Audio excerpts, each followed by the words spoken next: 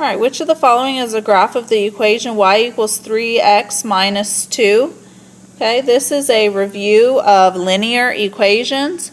Y equals mx plus b. M was your slope, so whatever number that is in that spot tells you what your slope is. Remember, slope is rise over run. Okay, it's usually a fraction. Okay, and then whatever is in this B spot is your y-intercept. Your y-intercept is where the graph crosses the y-axis. So in this example here, your slope is 3.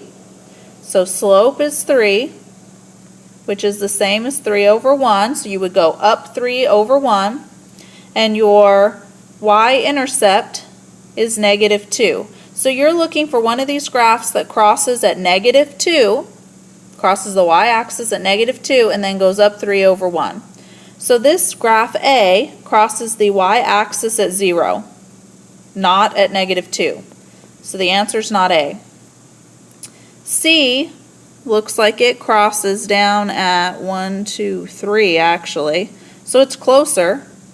But it doesn't cross at negative 2, it crosses at negative 3. So I would say that's not the answer either.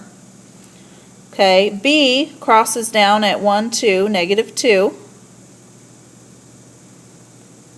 Okay, and then it has a slope, go up